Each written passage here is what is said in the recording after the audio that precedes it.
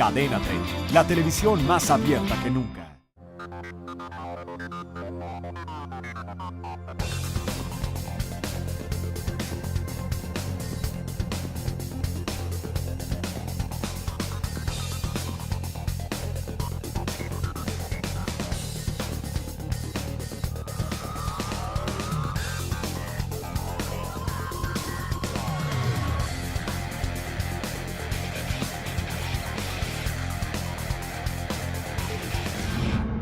Hola, ¿qué tal? Qué bueno que nos acompaña. Esta semana la agenda informativa nos llevará a conocer lo que está ocurriendo con la influenza, principalmente con la cepa H1N1, que después de la epidemia del 2009 ha cobrado fuerza en este 2014. Y también haremos un homenaje a nuestro ejército mexicano que está cumpliendo 101 años.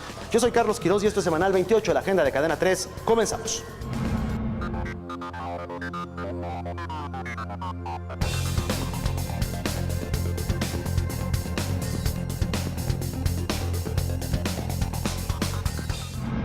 Hace 5 años, México vivió una alerta epidemiológica por casos de influenza H1N1. Era 2009. Surgimiento del virus y su ola epidémica que obligó al gobierno federal a tomar medidas especiales. Lanzó una declaratoria de emergencia que llevó al cierre de escuelas y vigilancia especial en lugares de concentración masiva. El brote inició en marzo del 2009, pero fue hasta el 23 de abril de ese año cuando el gobierno federal tomó las medidas. En aquel entonces se registraban en ese mes alrededor de 1,000 casos y 80 muertes vinculadas con la influenza. La mutación del virus se desconocía todavía. Hoy, 5 años después, el recuerdo está vigente. Un nuevo brote ha hecho que pongamos atención a esta enfermedad. No hay alerta epidemiológica, pero sí debemos tomar en cuenta las medidas para combatir este virus y que la gente esté informada de cómo enfrentarla. Las autoridades aseguran que la situación actual está lejos de ser igual de lo grave que se puso en 2009.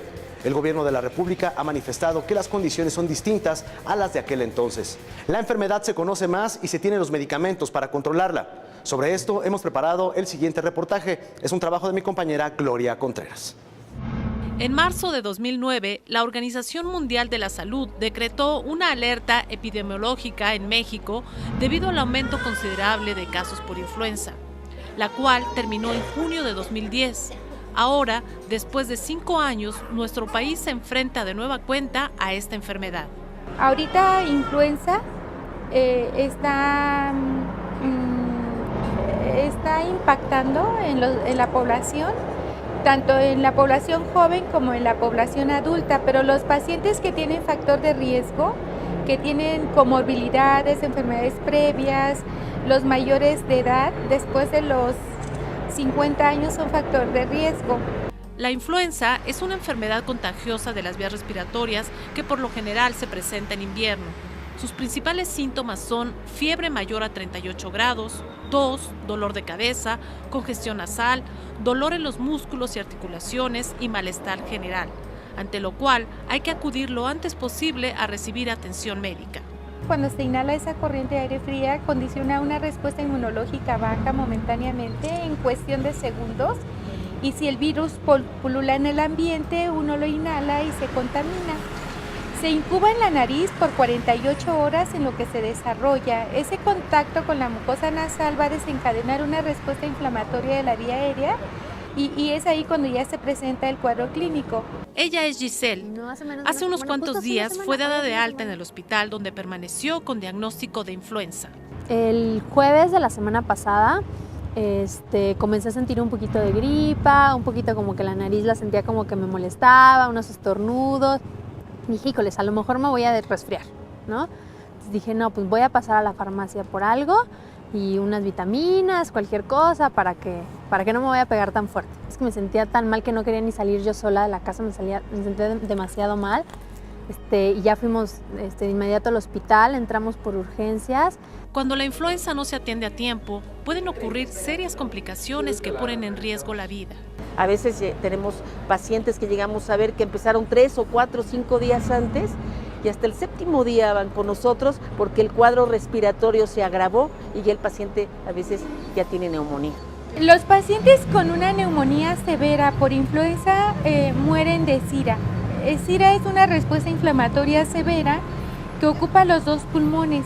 Hay muchas secreciones y estos pacientes necesariamente se tienen que intubar, conectarse a un ventilador mecánico para ganar tiempo a que el proceso infeccioso revierta, se desinflamen esos pulmones y luego poder despertarlos y separarse del ventilador mecánico. Después de pasar algunos días en el hospital, Giselle logró vencer al virus de la influenza y sin duda la atención oportuna fue lo que la ayudó a salir adelante. Cuando empiezas a ver que los demás que te quieren se preocupan, dices, híjole, entonces tal vez no era como cualquier cosa, ¿no? De pronto uno se entra en un estado de negación y piensas, no, es cualquier cosa, voy a salir, va a estar todo bien. Pero ya después cuando pasa el tiempo y dices, ok, ya me estoy recuperando, híjole, si era algo grave, ¿no? Si era algo importante y pues sí, la verdad es que no es algo para tomar a la ligera. Claro. Vale la pena prevenir, la verdad es que sí puede ser que las cosas no hubieran salido tan bien. Si una vacuna me hubiera evitado todo este fin de semana, el desgaste de mis papás emocionalmente, de mi esposo. Si se presentan los siguientes signos de alarma como dificultad para respirar, dolor en el pecho, flemas con sangre y confusión o somnolencia, es necesario acudir de inmediato a un hospital. El tratamiento oportuno en los casos de influenza, cuando se da en las primeras 48 horas de iniciado el cuadro clínico, tiene muchas posibilidades de restaurar la salud al 100% en casi el 100% de los casos. No así cuando este tratamiento se da después de que el paciente se ha automedicado. Grave error. Nunca hay que automedicarse. El mismo familiar le dice al abuelo, no importa, es una pequeña tosecita, es una pequeña gripa, tómate cualquier cosa. En ese momento estamos cometiendo una situación completamente inadecuada. Tenemos que intentar que esto no se suceda más en este momento que estamos teniendo brotes. De acuerdo con datos de la Secretaría de Salud, actualmente se cuenta con tratamientos adecuados para atender a los pacientes con influenza. Contamos también con el tratamiento. Es de los más efectivos que hay, es el oseltamivir. En todas las jurisdicciones sanitarias del Distrito Federal, en hospitales, independientemente que tenemos también el ofrecimiento del nivel federal, que en la medida que requiramos más tratamientos, contamos con ellos. Ana María y José Luis son esposos. Por diferentes circunstancias no se vacunaron y finalmente terminaron internados en el hospital a causa de la influenza. Tuve calentura en la noche, tenía yo un poco como de gripa y tosecita y al otro día luego me fui al doctor y ya me diagnosticaron la enfermedad. Un día antes tuve temperatura de 38.9. No podía respirar. Tiene una tos muy seca, no sacaba flemas, no nada, y no podía respirar adecuadamente. Ya en el hospital, Ana María temía morir debido a su diagnóstico de influenza. Dije, ya no salgo de aquí. Ahora sí que para mí fue terrible pensar que ya no iba yo a salir del hospital. Estuvimos casi 13 días y pues la verdad para mí fue una cosa horrible, la verdad terrible para mí de pensar que ya no regresaba yo a mi casa. Ana María y José Luis son un ejemplo de que atenderse a tiempo trae consigo un buen pronóstico. Primero estaba un poco tranquilo porque considero que asistimos de una manera inmediata y que con el tratamiento adecuado las posibilidades de que salga uno bien librado son muy altas. Si nos hubiéramos esperado 3, 4 días, a lo mejor el resultado no hubiera sido el mismo, ¿no? De acuerdo con los especialistas, la mejor opción para prevenir el contagio por influenza es la vacunación. Actualmente, la Secretaría de Salud del Distrito Federal cuenta con 220 centros de salud que tienen un horario de atención de 8 de la mañana a 8 de la noche, lugares donde se aplica de manera gratuita la vacuna contra la influenza, que también puede ser aplicada en el Instituto Mexicano del Seguro Social y en el ISSSTE. En todos los hospitales de la red del gobierno del Distrito Federal se aplica la vacuna, así como en estaciones del metro, estaciones de Metrobús, terminal internacional y nacional del Aeropuerto Internacional de la Ciudad de México, y terminamos muy satisfactoriamente conforme instrucciones del jefe de gobierno del Distrito Federal y de nuestro secretario de Salud, de vacunar las zonas altas del Distrito Federal. Coajimalpa, Álvaro Obregón, Magdalena Contreras, Xochimilco, Milpa Alta, Tláhuac, Iztapalapa. Yo no me he puesto la vacuna todavía, pues porque todavía no me he sentido mal y pues no he tenido tiempo de irme a vacunar. No tiene mucho que no me la pongo. Pues no tengo tiempo de ir al doctor. Sinceramente nunca me la he puesto y ni pienso ponérmela. Considero que no sirve. Este año fue la primera vez que me lo puse. Fui al servicio del Seguro Social y me la aplicaron. Me sentí mejor, la verdad. Los casos de influenza continúan presentándose en México. Por eso es necesario tomar ciertas medidas para prevenir el contagio, como vacunarse, lavarse las manos frecuentemente con agua y jabón, no saludar de beso ni de mano y evitar acudir a sitios concurridos. Hay un mito que la gente no quiere vacunarse porque piensan que se van a poner mal o que van a tener una respuesta inflamatoria. Realmente es poca la población que pudiera presentar un efecto secundario. De hecho, cuando se aplica la vacuna se espera que el paciente tenga como un síndrome gripal leve, o sea, que no progresa, que debe evolucionar y debe resolverse en menos de 5 días.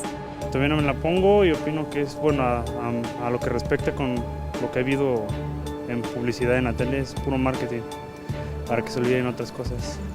Pues yo ya me la puse pues para evitar este tipo de enfermedades y de contagios.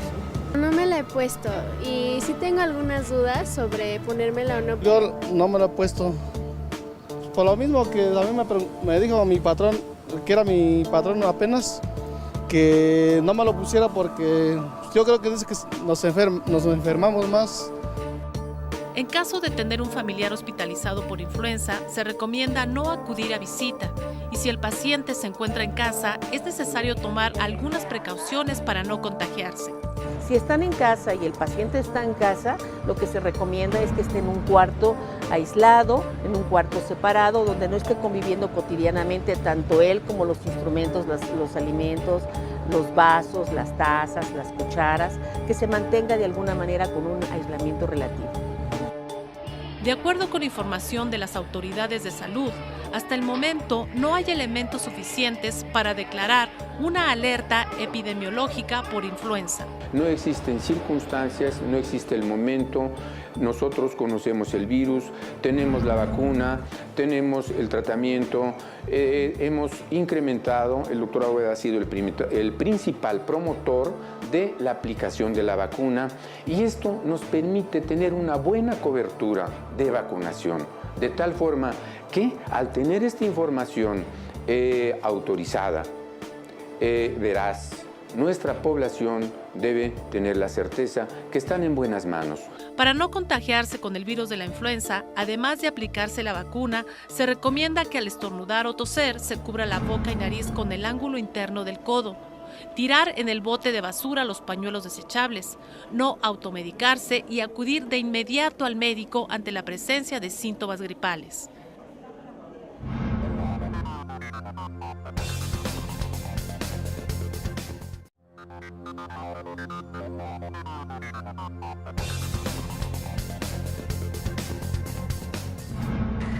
Actualmente, se les puede ver en Michoacán, colaborando con las acciones de seguridad y recuperación de plazas en ese estado. Estuvieron presentes para ayudar después de las tragedias provocadas por Ingrid y Manuel el año pasado. Si se ve en retrospectiva, el Ejército Mexicano moderno cumple 101 años de actividades. ¿De dónde surge la vocación militar? ¿De dónde surgen estos mexicanos en uniforme que se comprometen con su país para dar la vida día con día? La vocación militar empieza en el hogar paterno, en un salón de clases. Son nuestros padres los que nos llevan por primera vez a un desfile militar, a una ceremonia cívica, o es una maestra de primaria la que nos cuenta por primera vez la historia de los niños héroes. A decir del mayor Coria, así nace en muchos el deseo de sumarse a las filas del Ejército Mexicano. Según datos revelados por la Secretaría de la Defensa Nacional, En 2011 había un registro de 206.013 efectivos militares. El 94.99% hombres y el 5% mujeres. Hay dos formas de causar alta. Una, enlistándose directamente como tropa o inscribiéndose en el heroico colegio militar.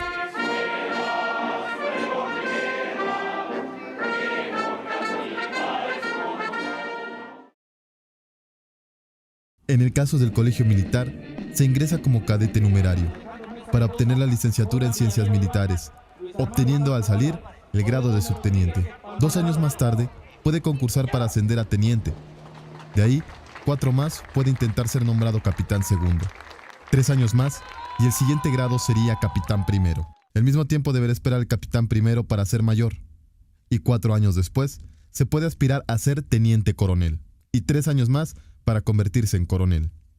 Llevo lo que son 4 años y medio sirviendo a lo que son las Fuerzas Armadas. Yo como cabo tengo lo que es a mi mando, una escuadra que son 4 soldados. Soy el ejemplo para ellos. Tengo que checar lo que es que salgan bien aseados, que salgan bien uniformados y hacer que se cumplan bien las órdenes. Todos los militares, sin excepción, tienen claras las 5 misiones que deben cumplir. La primera es defender la integridad y soberanía del país, es decir, defender el territorio nacional de un eventual ataque extranjero.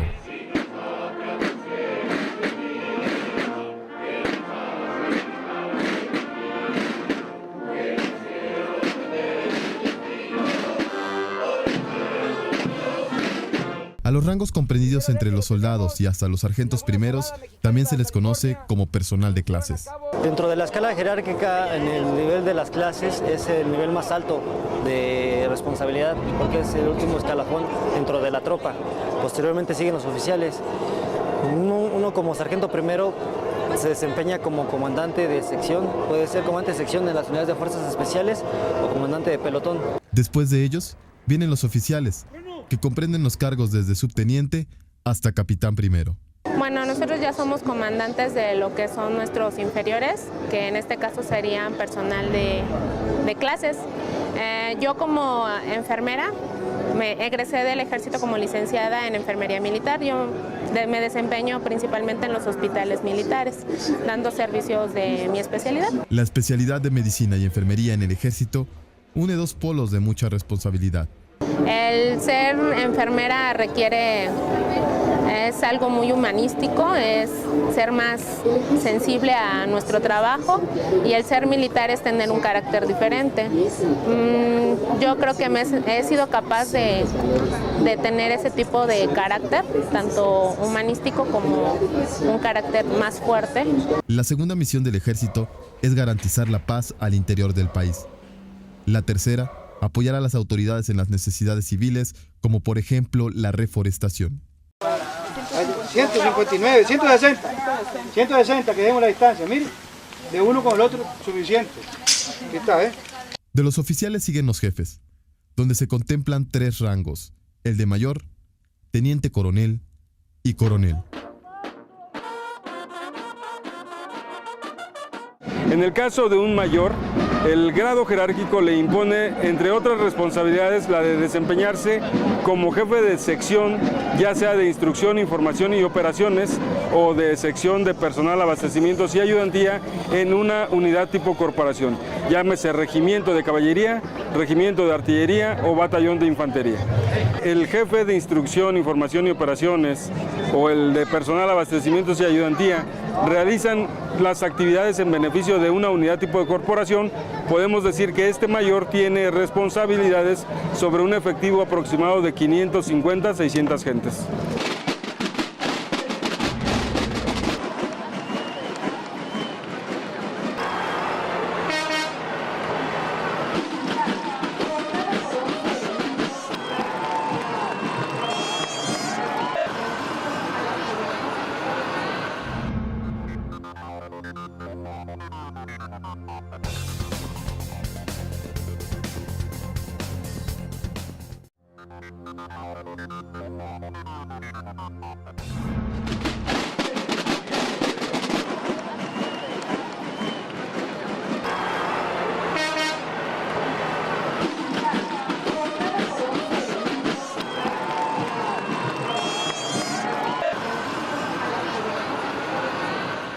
desfile militar es una de las imágenes más recurrentes cuando los mexicanos piensan en el ejército, aunque ahí cuesta trabajo imaginar cómo se tejen las relaciones humanas al interior.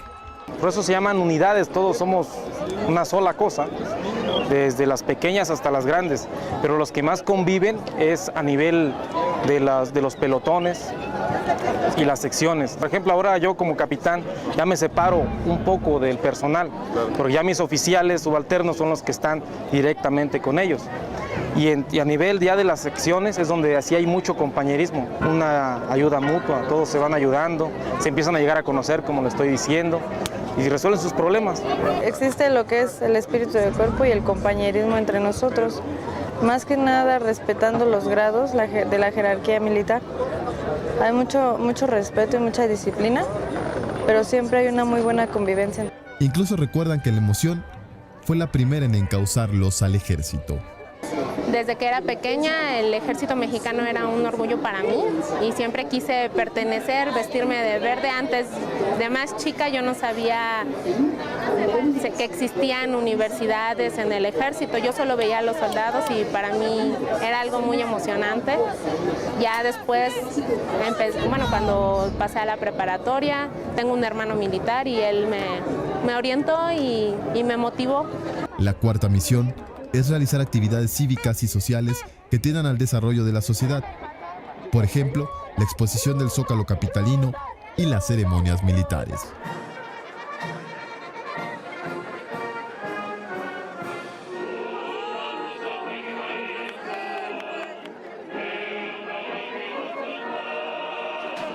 Vibrantes estrofas del inédito himno del ejército.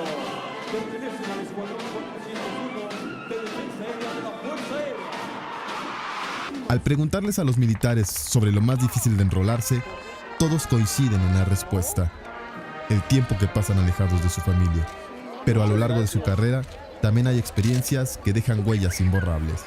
La más significativa que en estos 25 años ha sido para mí, que resulta al mismo tiempo ser la más desagradable y al mismo tiempo la más agradable. Es paradójico, pero esa es la realidad. Y me traslado al 2005 en la ciudad de Tapachula, Chiapas, cuando nos vemos embatidos por los fenómenos meteorológicos conocidos como Vilma y Stan. El crecimiento de los ríos convierte a la ciudad de Tapachula en una isla. Los principales puentes que comunican la ciudad son derruidos, se pierden las comunicaciones con lo que es el centro del estado. El personal militar que se encontraba en la ciudad de Tapachula pues era muy reducido, era un número muy reducido, que tuvieron que participar pues de tiempo completo en las actividades de evacuación, búsqueda, rescate, instalación de refugios temporales y bueno, fue sorprendente comprobar el rendimiento y la resistencia física del personal militar. Y al mismo tiempo la parte más dolorosa es quedarnos con las manos vacías en una operación de rescate. El agua estaba, la corriente de los cursos de agua eran muy fuertes, teníamos personas aisladas en comunidades, en colonias que habían quedado aisladas y no se pudieron materializar esos rescates. Y esa sensación de habiendo podido salvar una vida y quedarte con las manos vacías es muy fuerte. La quinta misión del ejército es proporcionar ayuda a la población civil en caso de desastres naturales, la cual se materializa con la aplicación del plan DN3E, un plan ya conocido por la mayoría de la población mexicana. ¿Se lo pueden llevar? ¿Se lo pueden llevar?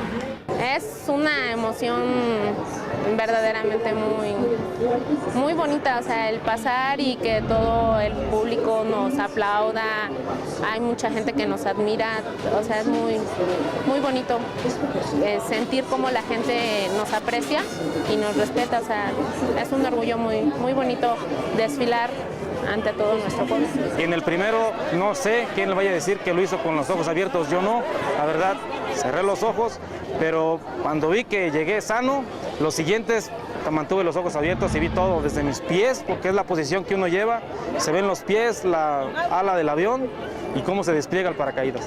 El ejército cumple 101 años.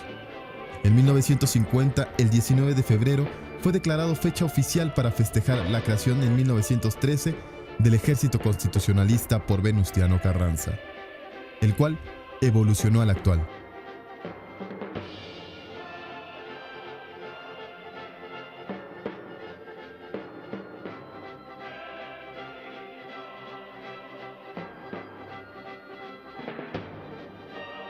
En los años que siguen, ellos buscan seguir creciendo profesionalmente, escribiendo las páginas verde olivo de la historia de México.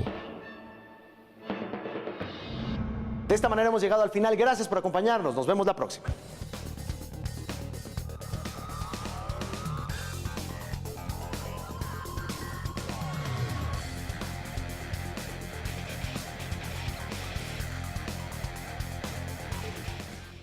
Cadena 30, la televisión más abierta que nunca.